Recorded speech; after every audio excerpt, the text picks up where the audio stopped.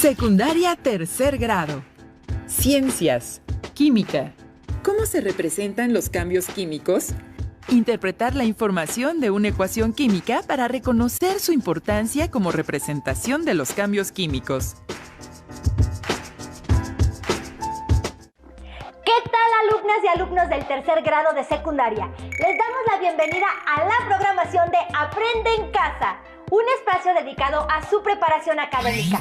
Esta es una iniciativa de la Secretaría de Educación Pública para continuar con el acceso al conocimiento desde el hogar.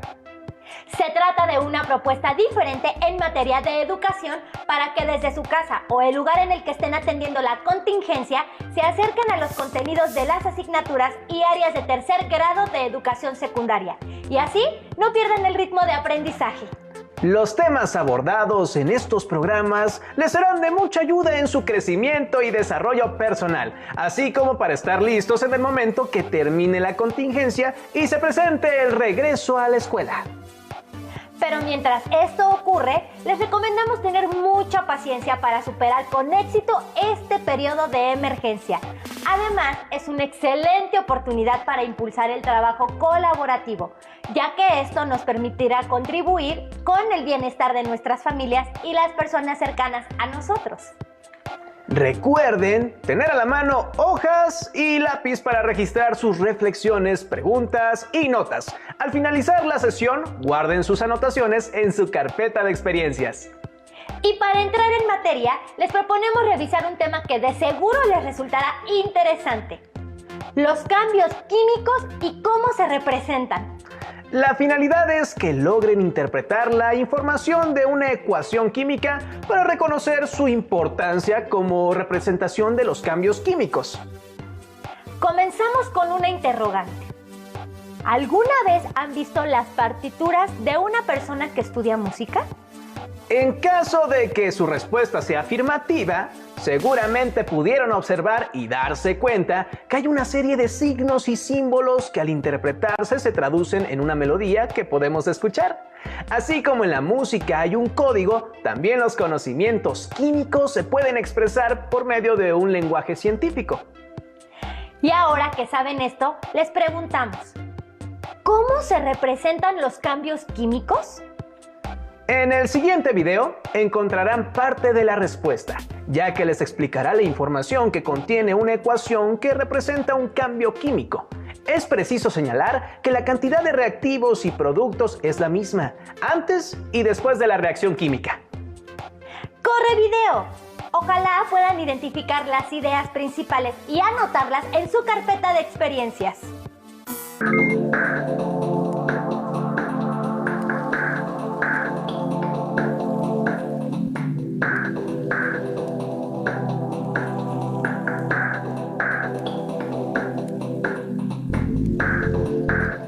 ¿Recuerdan esta reacción?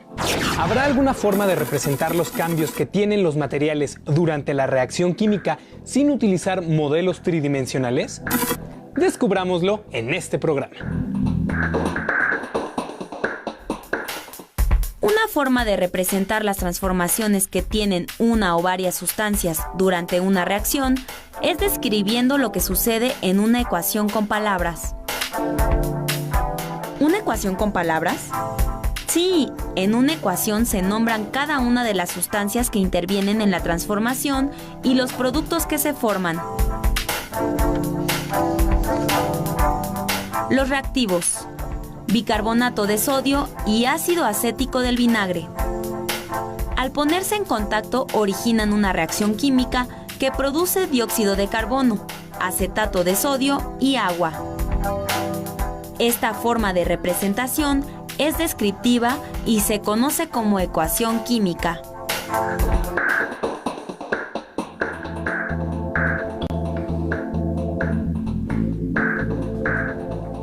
Ajá, así podemos ver lo que sucede en la reacción, cuáles son los reactivos y cuáles los productos que se obtienen. Esta manera de expresarlo es útil para los que hablamos el español. ¿Será posible que personas que no hablen nuestro idioma puedan comprender el significado que tiene esta ecuación escrita? ¿Cómo hacerle para que la ecuación sea comprensible para todas las personas?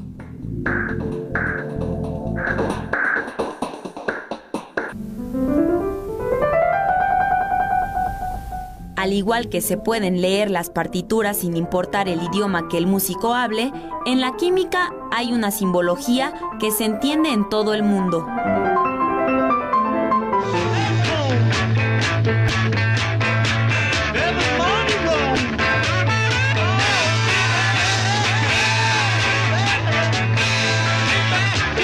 Dicha simbología puede comprenderse por personas que hablan diferentes idiomas. Es una simbología universal.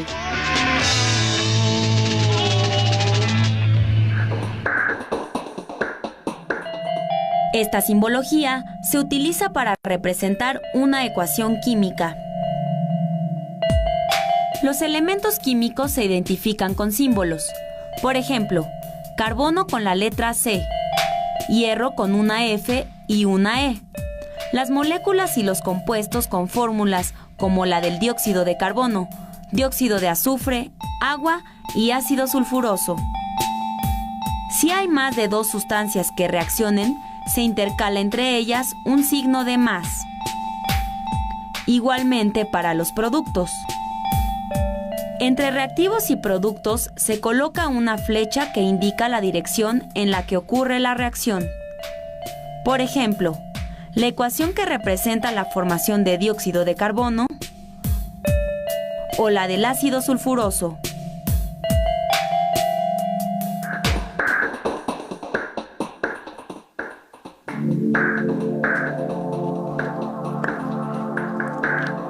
Perfecto. Utilizando la simbología química, esta ecuación es comprensible para todas las personas, mexicanos, ingleses, orientales, americanos, todos. En la ecuación química del bicarbonato de sodio y el ácido acético, el primero de nuestros reactivos es sólido y el segundo líquido. ¿Esto también debe estar indicado en la reacción? ¿Cómo sabrán los demás si lo que queremos es hacer reaccionar dos líquidos o un sólido y un líquido? No imagino cómo indicar en la ecuación química que un reactivo es un sólido y el otro una disolución. La ecuación química es una descripción simbólica que condensa lo que sucede en la reacción. En esta se incluye el estado de agregación de cada sustancia. Por ejemplo, para identificar las sustancias que están disueltas en agua, se marca con un paréntesis AC. Si el reactivo está en estado sólido, entonces se escribe una S. Si está en estado gaseoso, se marca con una G, y si es un líquido, con una L. Es importante considerar que cuando las sustancias tienen diferente estado de agregación, estas reaccionan en forma distinta. Veamos cómo sucede esto con un experimento. Para ello necesitamos 3 tubos de ensayo, una probeta de 100 mililitros, 2 gramos de yoduro de potasio, 2 gramos de nitrato de plomo, 10 mililitros de yoduro de potasio al 5%, 10 mililitros de nitrato de plomo al 5%. Al poner en contacto dos sustancias en estado sólido, como el yoduro de potasio y el nitrato de plomo, no reaccionan. En cambio, la reacción ocurre cuando ambas se encuentran en disolución acuosa.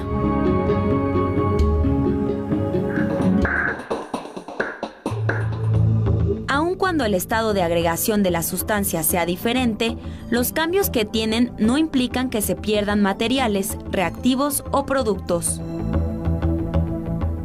La cantidad de masa de los reactivos es la misma que la masa de los productos antes y después de la reacción.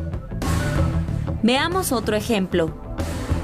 Colocamos 5 mililitros de disolución de cloruro de hierro en un tubo de ensayo y 5 mililitros de disolución de hidróxido de sodio en otro tubo.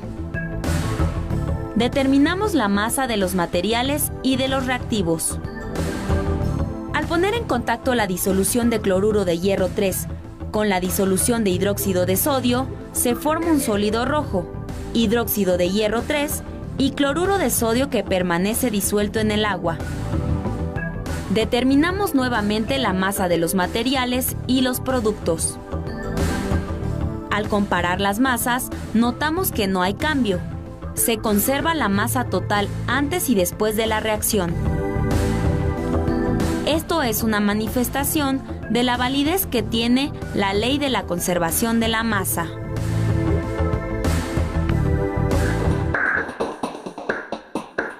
Esto quiere decir que cuando ocurre una reacción química, no hay pérdida de masa de reactivos o de productos. Pero al hacer reaccionar 5 gramos de hidróxido de sodio con 50 gramos de cloruro de hierro, ¿reaccionan totalmente los reactivos?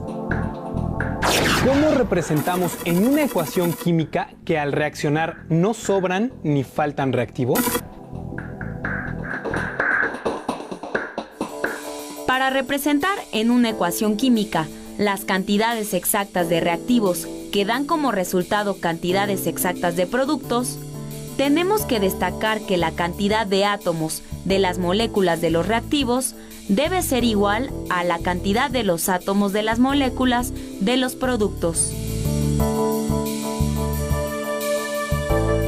Algunas veces, al escribir la ecuación química, las fórmulas de los compuestos parecen indicar que la cantidad de átomos de cada elemento no es la misma en reactivos y productos, como en el caso de los átomos de cloro. Igualemos la cantidad de átomos de cloro colocando un 3 antes de la fórmula del cloruro de sodio. Ahora tenemos 3 átomos de sodio en los productos y solo un átomo de sodio en los reactivos. Al poner un 3 antes de la fórmula de hidróxido de sodio, igualamos la cantidad de átomos de sodio. En los reactivos y en los productos existen 3 átomos de hidrógeno y 3 átomos de oxígeno. Los números que se utilizan para igualar la cantidad de átomos se llaman coeficientes estequiométricos. Siempre se colocan a la izquierda de la sustancia correspondiente. Así vemos que para que no sobren reactivos, se deben emplear 3 tantos de hidróxido de sodio por cada tanto de cloruro de hierro y de este modo se obtienen 3 tantos de cloruro de sodio por cada tanto de hidróxido de hierro.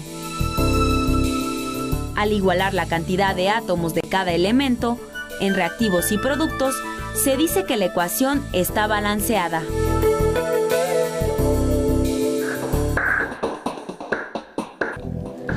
Entonces, en una ecuación necesitamos empatar el número de átomos para representar las cantidades totales de reactivos que reaccionan sin que haya sobrantes. En esta ecuación, el número de átomos de cada elemento en las moléculas de los reactivos es el mismo que en las moléculas de los productos.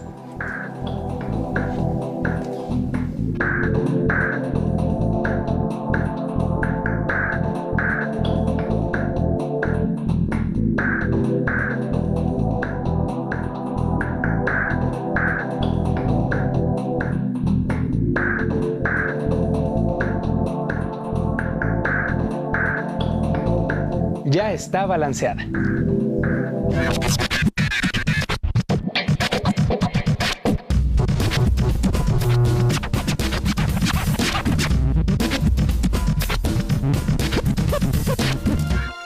Necesitamos para este experimento un tubo de ensayo, unas pinzas para tubo de ensayo, una probeta de 100 mililitros, 10 mililitros de disolución de ácido clorhídrico y fibra de hierro.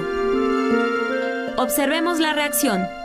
Al poner en contacto ácido clorhídrico o muriático con el hierro que forma parte de la fibra, se obtienen como productos gas hidrógeno y cloruro de hierro 2 que permanece disuelto en el agua. ¿Podrías escribir la ecuación de la reacción de modo que quede balanceada? Inténtalo.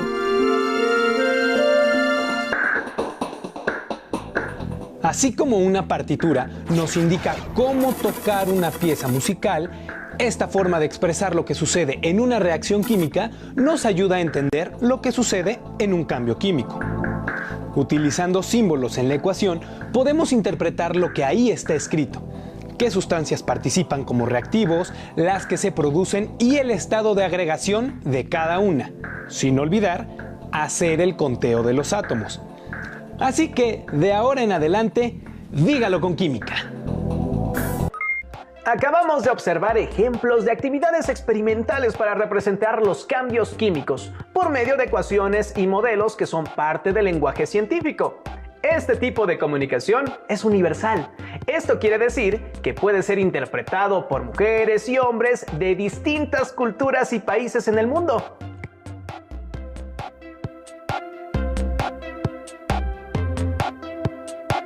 Con base en la información del video, los invitamos a responder las siguientes preguntas. ¿Qué información contiene una ecuación química?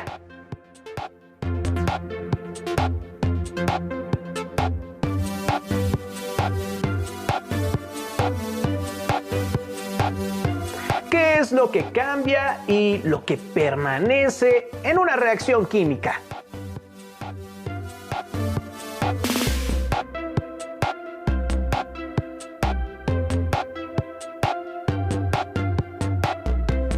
Y finalmente, ¿qué cambios químicos aprovechas en situaciones cotidianas?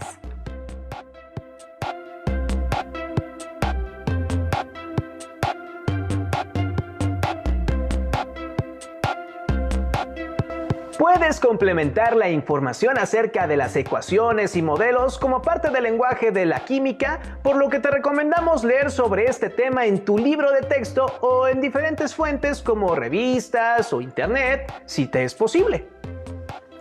También les recomendamos la lectura del libro La Química, de Roberto Ruggi.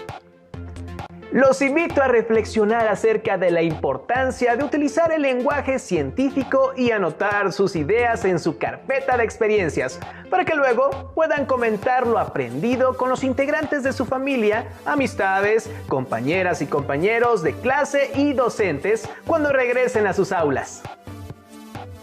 Hasta aquí llegamos en esta emisión.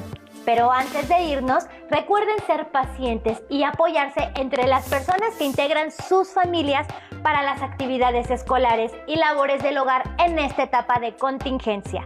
Juntos la vamos a superar muy pronto. Seamos empáticos en nuestras relaciones interpersonales y, como dice el dicho, hay que intentar ponernos en los zapatos de la otra persona. Es momento de irnos, pero recuerden que en los siguientes días tendremos más programas de Aprende en Casa, donde podrán avanzar en el aprendizaje y asimilación de los temas que componen el plan de estudios del grado en el que se encuentran. Así, esta aventura se ha terminado, pero estaremos de regreso muy pronto. ¡Hasta la próxima!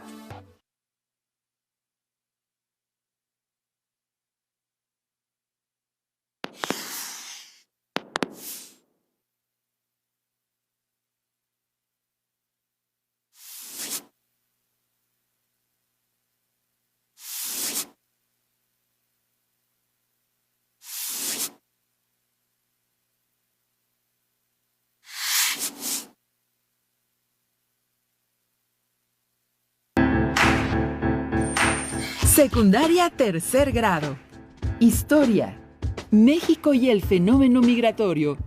Reconocer las causas históricas que han llevado a millones de mexicanas y mexicanos a abandonar el país en busca de mejores oportunidades, así como a personas de otras nacionalidades a transitar o quedarse en México.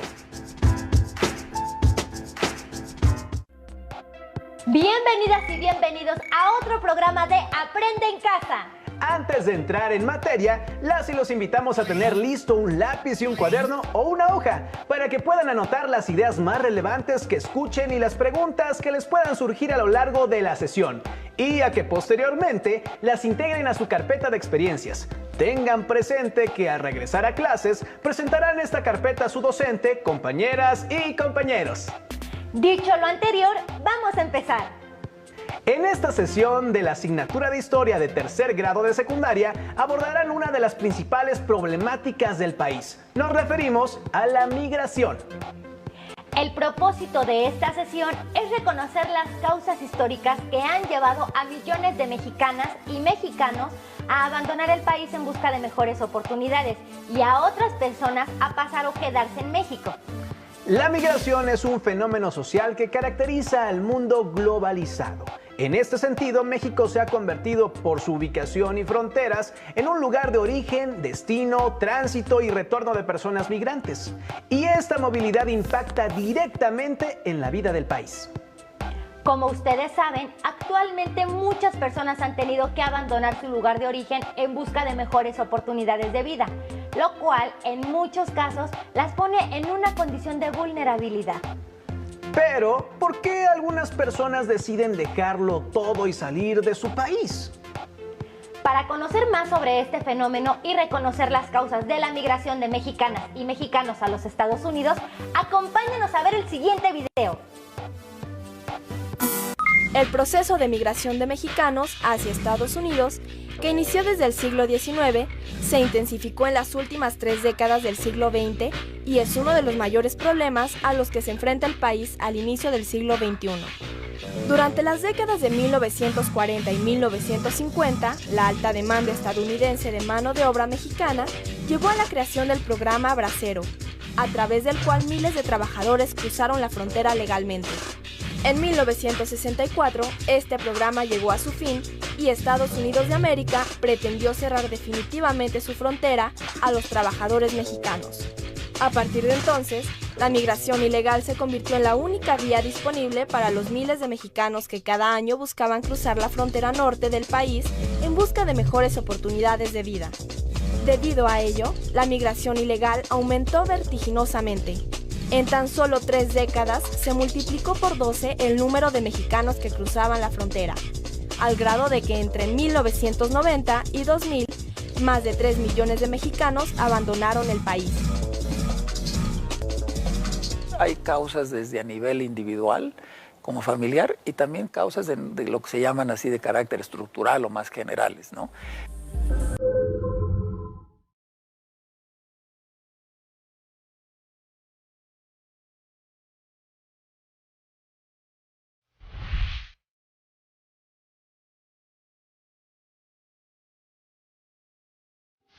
Si empezamos por lo más general, bueno, una de las causas es que hay unos diferenciales salariales en términos generales entre los dos países muy grandes, que desafortunadamente pues este país por muchas razones, entre el gran ingreso de población a los mercados laborales, el dinamismo de la economía durante mucho tiempo no ha sido lo grande o lo rápido que uno quisiera, y por lo tanto las oportunidades de empleo pues no se multiplican como se quisiera.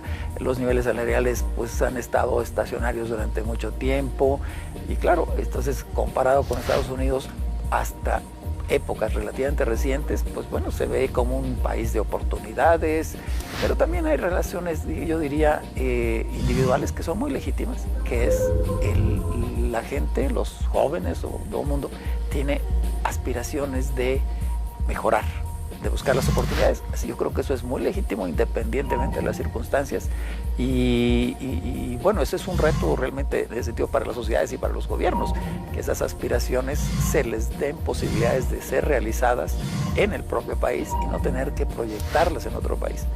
Pero también es otra gran realidad, y es uno de los elementos que influyen en esto, es que es muy positivo el hecho, digamos, demuestra el sentido de responsabilidad de muchísimos, yo diría, jefes y jefas de familia, que para buscar sustentar, para salir un poco a veces de la pobreza a sus familias, pues corren el riesgo de pasar a otro país a fin de poder, digamos, enviar otros recursos. Ya no se espera poder realizarse en este país, y hasta hace poco estábamos, la ambición es prácticamente hacer, como se dice, el sueño americano, yéndose realmente a Estados Unidos.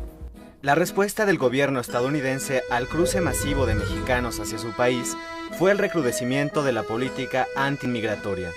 Por ejemplo, en 1986 se aprobó la Ley Simpson-Rodino, que estableció altas sanciones a las empresas que contrataran trabajadores ilegales y reforzó la vigilancia en la frontera.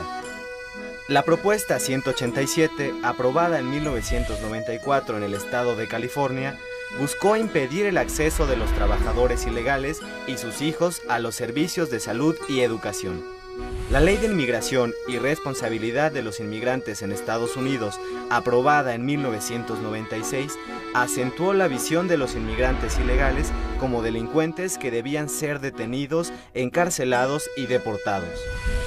En 2006, se inició la construcción de un muro divisorio en ciertos puntos de la frontera entre ambos países.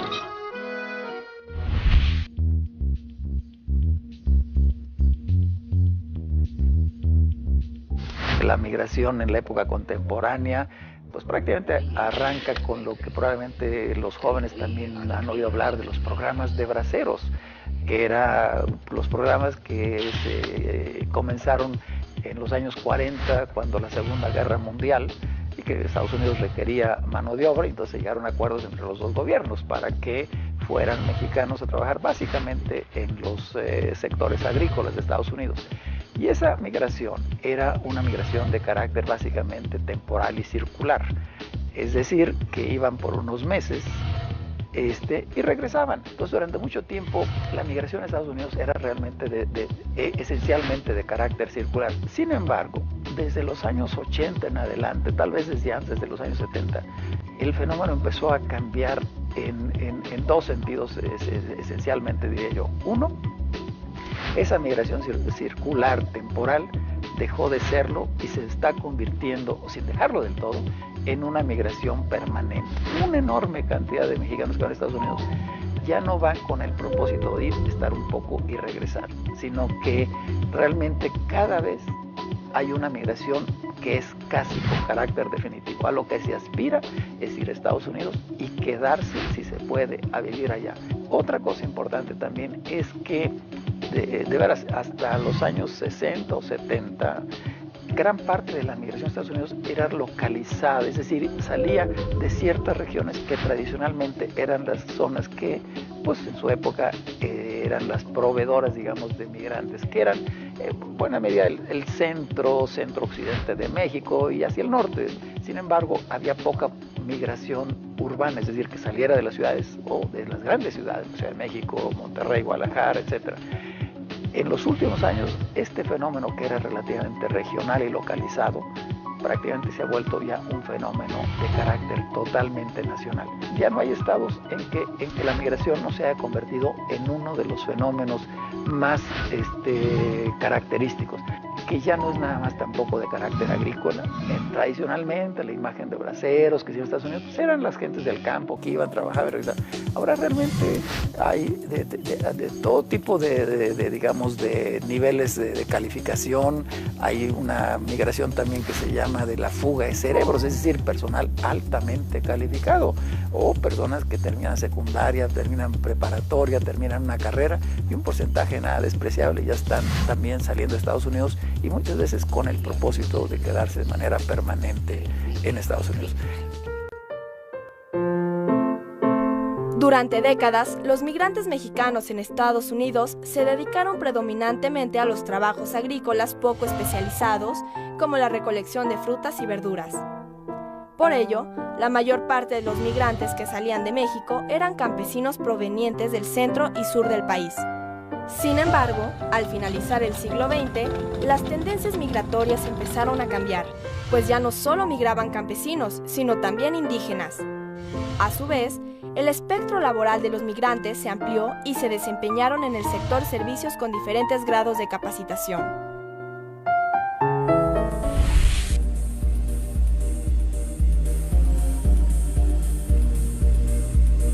Un síndrome migratorio, es decir, que casi de una manera muy generalizada se aspira a irse a Estados Unidos como una de las vías de ascenso, de bienestar.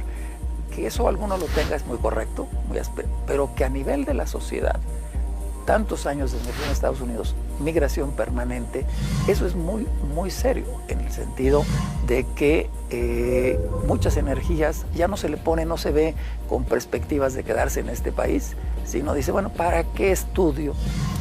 ¿Para qué hago esto? Si total, me voy a ir a Estados Unidos. Entonces, eso realmente creo yo que está minando mucho las energías. Hay otra serie de implicaciones, obviamente, a nivel familiar, familias divididas, hijos que se quedan sin el padre o la madre o durante mucho tiempo. Pues, obviamente todo eso tiene efectos psicológicamente de cómo el niño o los jóvenes están creciendo. O sea, hay muchísimo tipo de consecuencias de este tipo. No todo es negativo, desde luego. Hay cosas positivas. Estar en Estados Unidos y estar eso pues, hacia la gente abierta al mundo.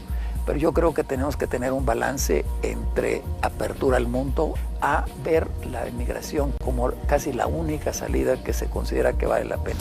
Se ha encontrado evidente que en muchísimos niveles familiares y los estudios en zonas que hay mucha migración pierden interés los estudiantes en estudiar porque son conscientes de que muchos de esos estudios en Estados Unidos no les van a servir casi para nada.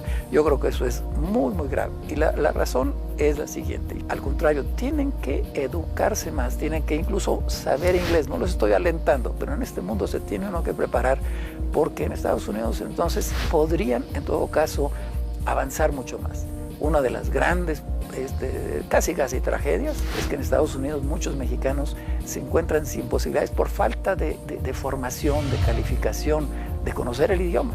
Entonces yo creo que aunque se vayan a Estados Unidos, prepárense incluso hasta para eso. Es decir, entonces la preparación, la educación es para aquí y para allá. En los últimos 30 años, la migración ilegal de mexicanos hacia Estados Unidos de América se intensificó. De acuerdo con el Consejo Nacional de Población, entre 1990 y 2000 salieron del país 300,000 personas cada año. La salida masiva de personas ha llevado al despoblamiento de comunidades, la ruptura de familias y la creciente dependencia de la economía mexicana y de miles de familias de las remesas. Sin lugar a duda, la migración masiva de mexicanos hacia Estados Unidos es un proceso que influye decisivamente en el devenir histórico del país. Como se pudieron dar cuenta, durante el siglo XX muchas mexicanas y muchos mexicanos en edad productiva se fueron a trabajar a los Estados Unidos, por lo que esta migración tiene orígenes económicos. Sin embargo, actualmente esa no es la única razón por la que la gente deja el país. Les recomendamos tener cerca papel y lápiz para que anoten sus reflexiones en torno a la siguiente pregunta. ¿Cuáles consideras que son los beneficios de la migración para un país y sus habitantes? Anoten sus respuestas y reflexiones y guárdalas en su carpeta de experiencias. Es importante mencionarles que, entre otras cosas, las personas inmigrantes hacen aportaciones a la economía, al desarrollo y al enriquecimiento cultural de las sociedades de destino, por lo que son aliadas importantes para el progreso, pero sobre todo también son sujetos de derechos aunque su estado en el país sea muchas veces ilegal. La migración de mexicanas y mexicanos a Estados Unidos no es la única. A lo largo de la historia, muchas y muchos inmigrantes han llegado a nuestro país con la finalidad de asentarse y han formado importantes comunidades que son parte de la diversidad de nuestro país. Pero, ¿qué les hizo venir y sobre todo quedarse? Para dar respuesta a estas preguntas, acompáñenos a ver el siguiente video. A lo largo del siglo XX, miles de extranjeros vinieron a radicar a México. Por ejemplo, muchos españoles llegaron a nuestro país huyendo de la Guerra Civil Española y del régimen dictatorial de Francisco Franco. A este fenómeno migratorio se le conoce como exilio español. Entre los refugiados españoles se encontraban intelectuales, obreros, militares y campesinos que contribuyeron al desarrollo nacional. Los refugiados ayudaron a fundar la Casa de España, hoy el Colegio de México y el Fondo de Cultura Económica. Durante los 70 llegaron a México chilenos, peruanos, argentinos, uruguayos y colombianos que huían de las dictaduras militares que se establecían en sus respectivos países durante esos años. En los 80, México comenzó a recibir centroamericanos, en especial guatemaltecos, desplazados de sus lugares de origen por conflictos políticos, étnicos y religiosos. Cabe destacar que la colonia de extranjeros más numerosa en México está conformada por los estadounidenses. Le siguen los guatemaltecos, españoles, salvadoreños, argentinos, colombianos, canadienses, franceses, alemanes, cubanos y muchos más. En nuestro país viven personas originarias de más de 150 naciones. Se estima que alrededor de 500,000 de personas nacidas en otro país viven en México. Migración involucra a todos los que llegan a un país, inmigración, al mismo tiempo que emigración, los que se van de un país. Entonces, el Estado tiene posturas distintas hacia esos sectores.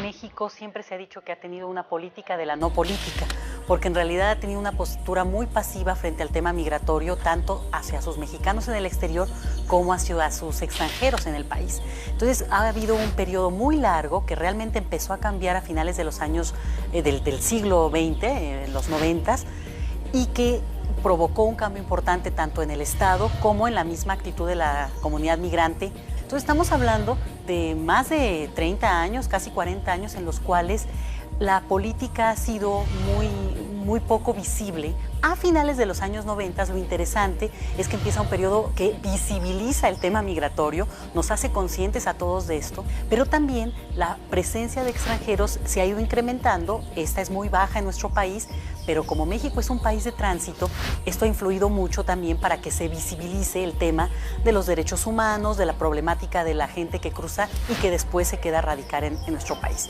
Entonces pasamos de una no política e invisibilidad del tema migratorio a una política muy activa, con cambios muy importantes en su contenido, programas muy relevantes para la comunidad mexicana que vive en el exterior. En el caso de los inmigrantes es muy distinto. A esto ha habido como oleadas muy distintas y también posturas muy diferentes del gobierno mexicano dependiendo la época. Por ejemplo, en México hablamos ya así como emblemáticamente de los españoles que trajo el exilio. Y es interesante porque ahora ya hay estudios que muestran que también hubo una posición muy diferenciada entre qué españoles se beneficiaron. Hace ver que el gobierno tuvo un beneficio directo hacia algunos grupos y no de manera abierta. Después hay otra etapa que es muy importante y es la población de sudamericanos que llegan a nuestro país en los años 70, pero que realmente a partir de estos dos grandes grupos se ha creado todo un mito de esta extranjería mexicana y hospitalidad, y la realidad es que actualmente lo que vemos es que México ha tenido que modificar su política de inmigración porque tiene una visión más bien sesgada, muy racista y muy diferenciada dependiendo del grupo del que se trata. Entonces, dado que son temas tan graves, México ya es uno de los protagonistas en el debate mundial, pero también en el tema político interno, ¿no? A partir de los años 80, varios países de Centroamérica sufrieron conflictos políticos, étnicos y religiosos que desencadenaron guerras. Esta situación provocó que grandes sectores de la población se vieran forzados a huir de sus países de origen. Si bien los desplazados por la guerra no participaban directamente en ella, sí eran muy vulnerables a los ataques de las fuerzas en conflicto, lo que provocó el éxodo a otras regiones para salvar la vida. De esta manera, una gran cantidad de desplazados guatemaltecos, la mayoría de ellos campesinos indígenas, encontró refugio en Chiapas.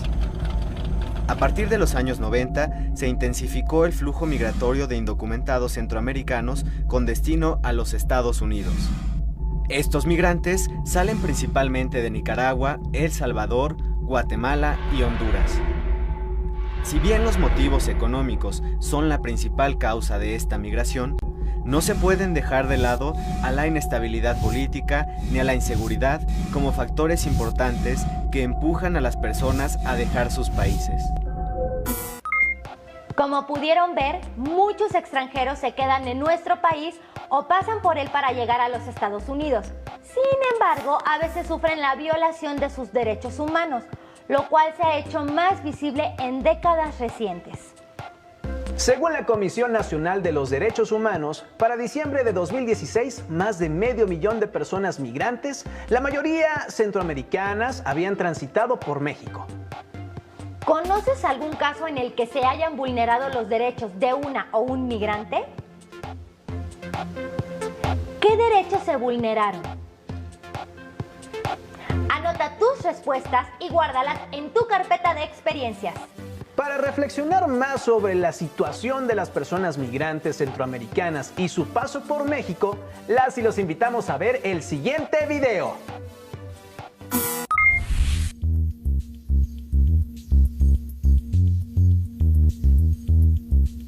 Durante mucho tiempo México se movió con una bandera de hospitalidad y apertura al mundo y bien recibir a los extranjeros.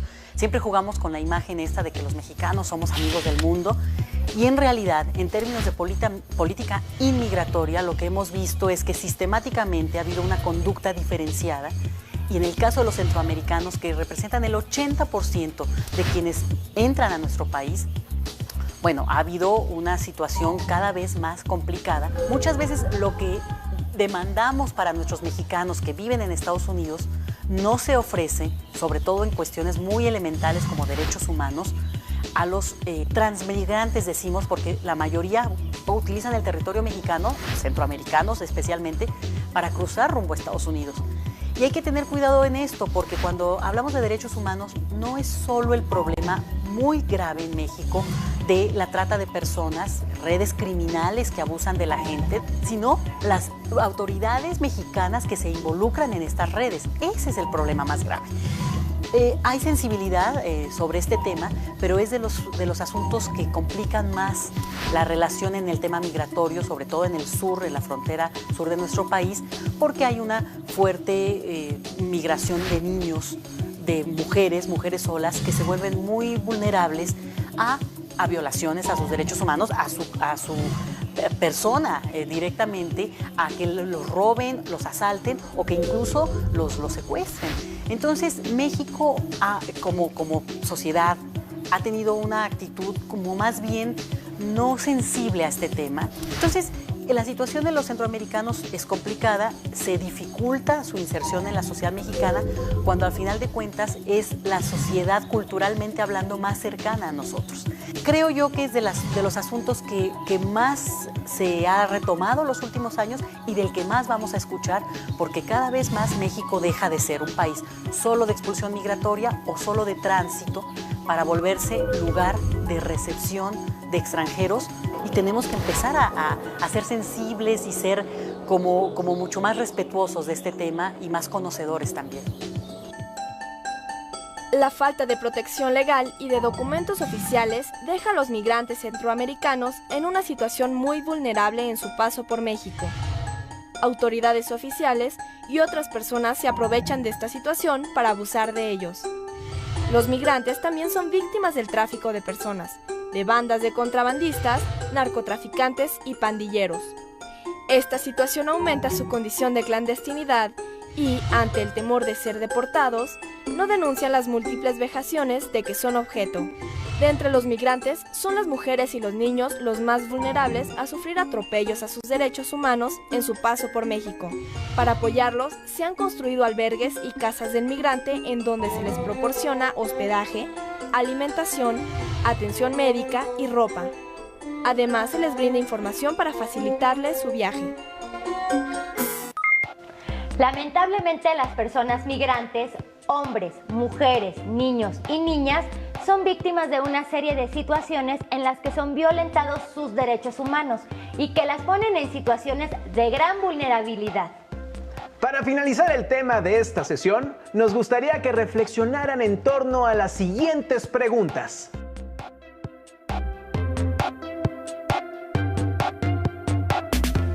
¿Creen que las causas de la migración han sido las mismas a lo largo de la historia? ¿En qué han cambiado?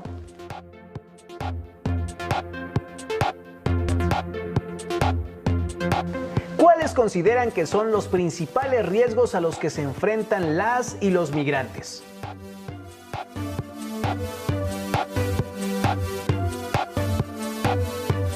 ¿Qué se ha hecho para protegerlos?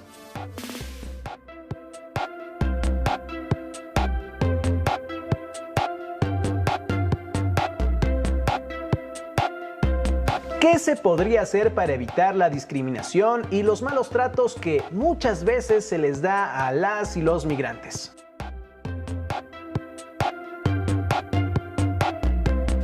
Como lo han venido haciendo, guarden sus respuestas en su carpeta de experiencias. Cuando regresen a clases, podrán compartirlas con su docente, compañeras y compañeros. Muchas gracias por habernos sintonizado en esta sesión. Este tema es fundamental para llegar a ser ciudadanas y ciudadanos del mundo. Si desean conocer más sobre este tema y tienen oportunidad, consulten el libro Aquí están los que se van, de Gabriel Quirós. En él se aborda la vida de las personas que dejan su país en busca de trabajo para poder vivir dignamente, volviéndose jornaleras en los Estados Unidos. Ha sido todo por esta sesión. Esperamos que hayan aprendido y reflexionado tanto como nosotros. Nos vemos en la siguiente sesión de la asignatura de Historia de tercer grado de secundaria. Recuerden quedarse en casa hasta que pase la contingencia y, claro, seguir la programación de Aprende en Casa. ¡Hasta la próxima!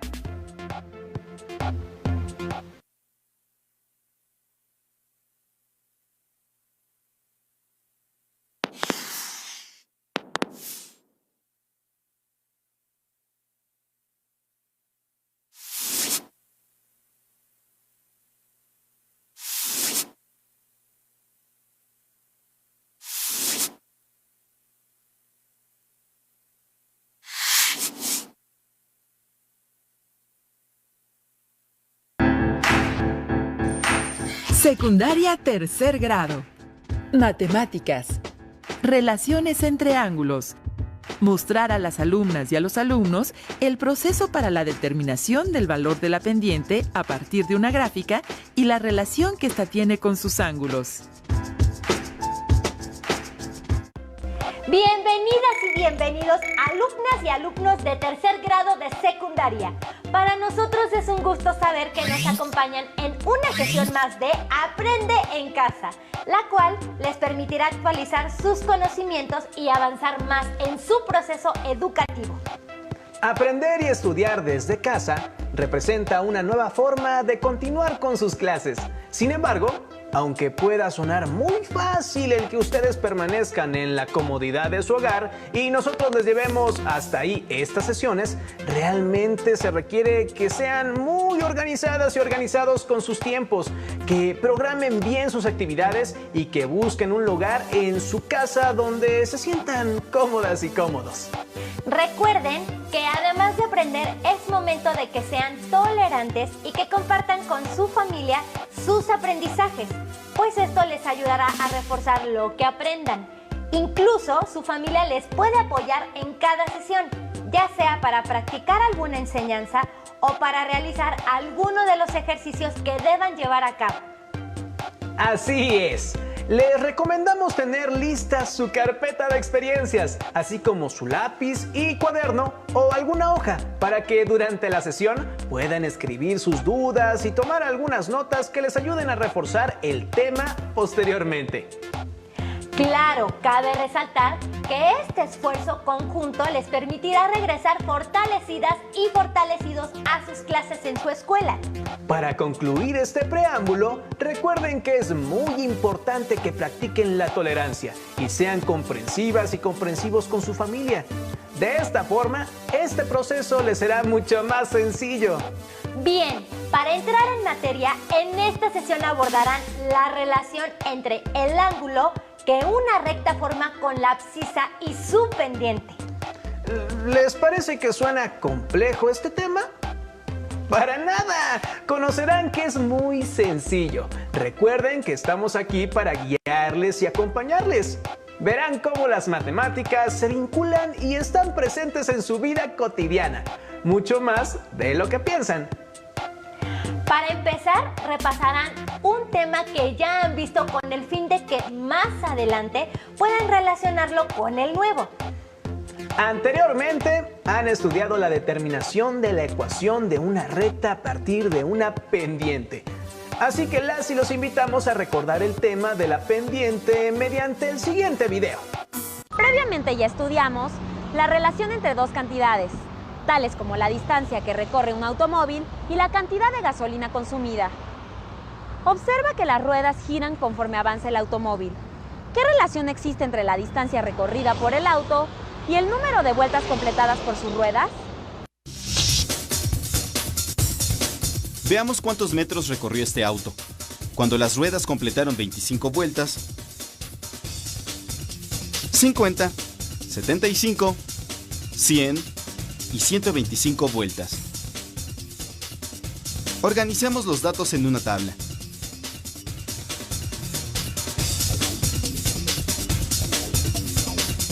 Grafiquemos estos datos en un plano, donde el eje X corresponde al número de vueltas que dan las ruedas y el eje Y a la distancia recorrida. Examinemos los incrementos. De 25 a 125 vueltas, el incremento fue de 100 vueltas. ¿En cuánto se incrementó la distancia? ¿Cuál es el valor de la razón de cambio de la distancia recorrida y el número de vueltas de la rueda? La razón de cambio se calcula como el cociente del incremento de la distancia y el incremento del número de vueltas. Obtenemos, en este caso, el valor de 2 metros por vuelta. De 50 a 100 vueltas, el incremento es igual a 50. Y el incremento correspondiente en la distancia es igual a 100 metros. La razón de cambio de estas cantidades es igual también a 2 metros por vuelta. Finalmente, de 100 a 175 vueltas, el incremento es igual a 75. Y el correspondiente incremento en la distancia es igual a 150. La razón de cambio es, de nuevo, igual a 2 metros por vuelta. ¿Qué podemos concluir? Observa que la razón de cambio de la distancia que recorre el auto y el número de vueltas que completan las ruedas es la misma en todos los casos. Recordemos que, si la razón de cambio de dos cantidades es constante, la gráfica asociada consiste en puntos que están sobre una línea recta.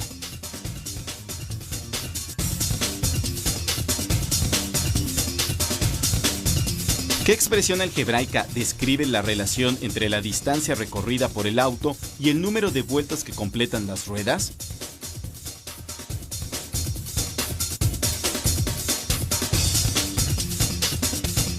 Si escogemos un cierto número de vueltas y lo multiplicamos por la razón de cambio, obtenemos como resultado la distancia recorrida para ese número de vueltas, lo que puede resumirse según la fórmula. La distancia recorrida es igual a 2 por el número de vueltas completadas. De acuerdo con estos resultados, ¿qué distancia habrá recorrido el auto cuando las ruedas completen 150 vueltas? ¿Y 175 vueltas? 300 metros. 350 metros, respectivamente. Acabamos de verificar que la razón de cambio de la distancia que recorre un automóvil y el número de vueltas que dan sus ruedas es constante. ¿De qué depende esta evidente relación entre distancia y número de vueltas? Si la rueda tuviera un radio mayor, como la de un camión, este recorrería con el mismo número de vueltas una distancia mayor que el automóvil. Entonces, dado un número de vueltas fijo, la distancia recorrida es directamente proporcional al radio de la rueda. La tabla muestra la relación entre el número de vueltas de la rueda y la distancia recorrida por un camión.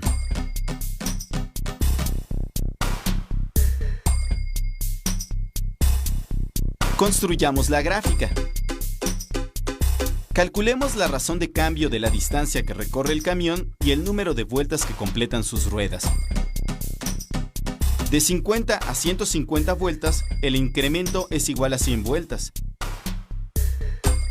Y el incremento en la distancia es igual a 300 metros. La razón de cambio para estos valores es igual a 3 metros por vuelta. Ahora, de 100 a 150 vueltas, el incremento es igual a 50 vueltas. Y el incremento en la distancia es igual a 150 metros. La razón de cambio también es igual a 3, es decir, se mantiene constante.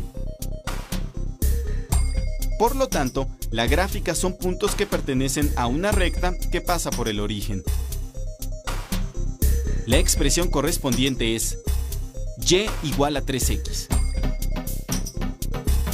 Veamos las gráficas del auto y del camión en el mismo plano. ¿Qué podemos decir?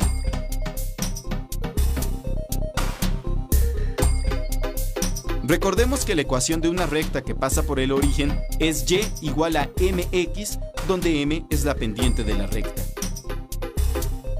La ecuación de la recta correspondiente al auto tiene pendiente igual a 2 y la ecuación de la recta correspondiente al camión tiene pendiente 3. ¿En qué se parece la pendiente a la razón de cambio? Efectivamente, son iguales. En fenómenos lineales, como los que presentamos, la gráfica correspondiente es una línea recta. Su pendiente es igual a la razón de cambio de las cantidades graficadas.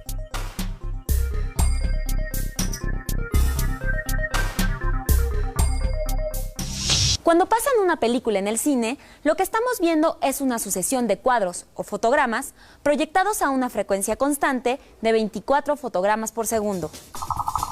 La razón de cambio del número de fotogramas proyectados y el tiempo es de 24 cuadros por segundo. Ahora realizaremos un experimento en el laboratorio escolar. Calentaremos el agua contenida en este recipiente. Su temperatura aumentará conforme pasa el tiempo. La temperatura y el tiempo son dos cantidades que podemos medir. ¿Cómo variará la primera al cambiar la otra? Los datos obtenidos al término del experimento son los que se muestran en esta tabla. ¿Cuál es el valor de la razón de cambio de la temperatura del agua y el tiempo?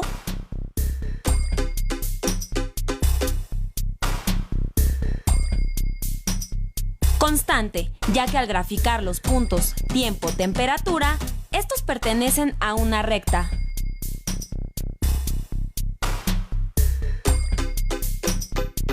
¿Cuál es la ecuación de esta recta? Debe ser de la forma y igual a m, x más b, donde m es la pendiente y b es la ordenada al origen. Analicemos la gráfica. Se trata de una recta con ordenada al origen igual a 20. Para obtener el valor de la pendiente, debemos calcular la razón de cambio. De 5 a 10 segundos, el incremento de tiempo es igual a 5 segundos. Y el incremento en la temperatura es igual a 20 grados. La razón de cambio es, por lo tanto, igual a 4 grados por segundo. De 5 a 15 segundos, el incremento de tiempo es igual a 10 segundos. Y el incremento en la temperatura es 40 grados. La razón de cambio es igual a 4 grados por segundo. Por lo tanto, la pendiente de la recta es 4. La ecuación queda finalmente como y igual a 4x más 20.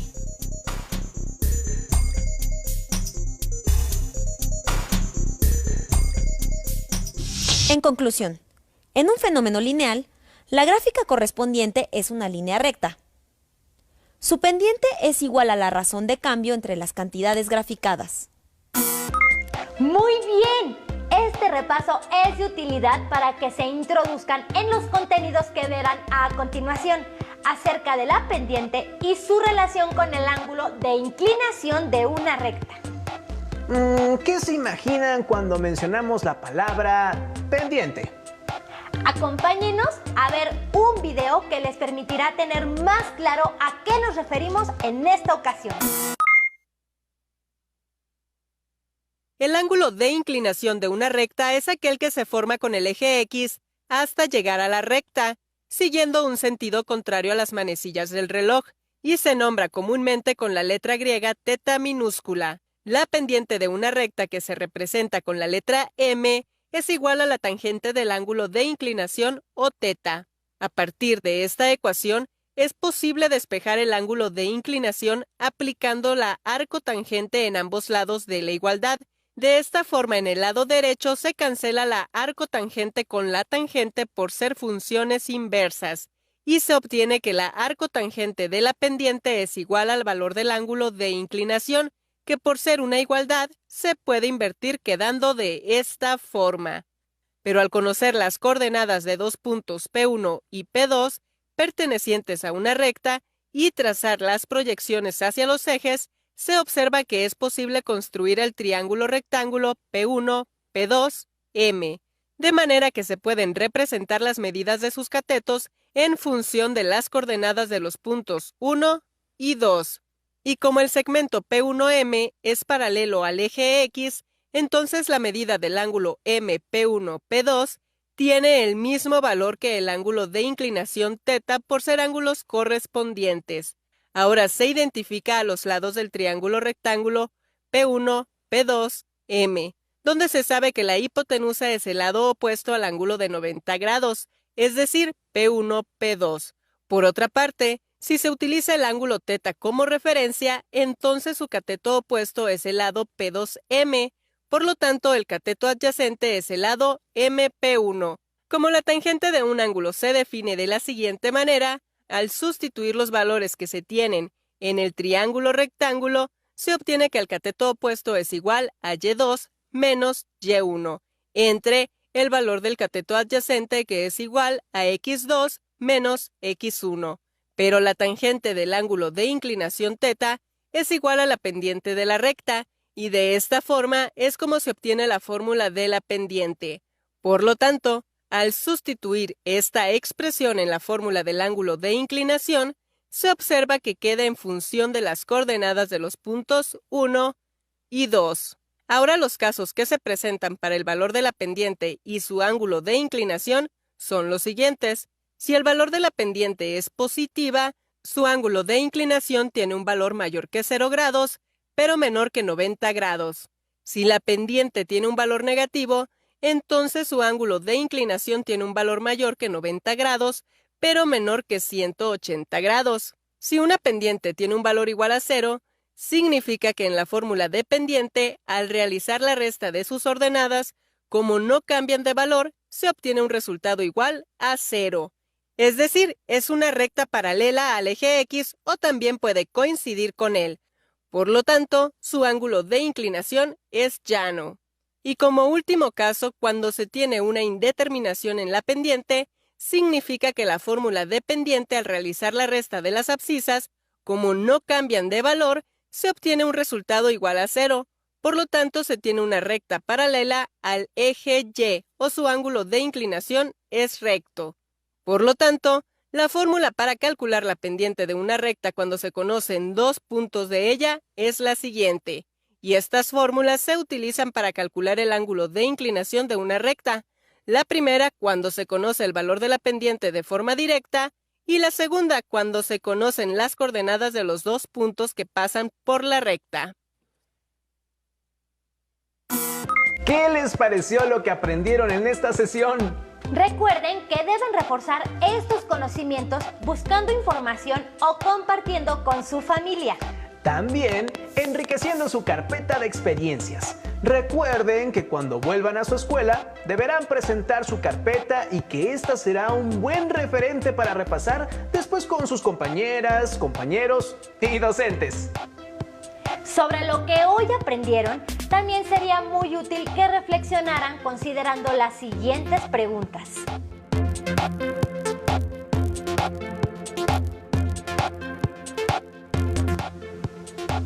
¿cuántos sabían del tema que hoy vieron en la sesión?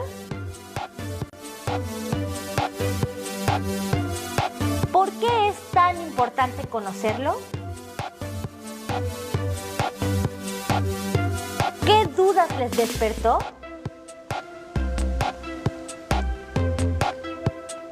Al final, pareciera que para calcular medidas de figuras necesitan de más figuras geométricas porque todo está relacionado. ¡Qué interesante! Se nos terminó el tiempo, pero antes de despedirnos, les recomendamos consultar su libro de matemáticas y resolver los ejercicios que tengan que ver con la obtención de una pendiente y el ángulo de inclinación de una recta. Recuerden anotar todos sus procedimientos e incluirlos en su carpeta de experiencias. Y para ahondar en el tema, les recomendamos revisar el libro titulado El billar no es de vagos, ciencia, juego y diversión de Carlos Bosch. En él encontrarán ciertas utilidades de los ángulos. Esperamos que les haya gustado esta sesión. No olviden que la paciencia también es un ingrediente básico para tener éxito en los procesos de aprendizaje en los que tenemos el gusto de acompañarlas y acompañarlos. Tenemos una cita en la siguiente sesión de la asignatura de matemáticas tercer grado de secundaria. ¡No lo olviden! Mientras tanto, las y los invitamos a continuar con la programación de Aprende en Casa. Recuerden ser tolerantes y pacientes y buscar apoyo en su familia durante esta época de contingencia. ¡Hasta pronto!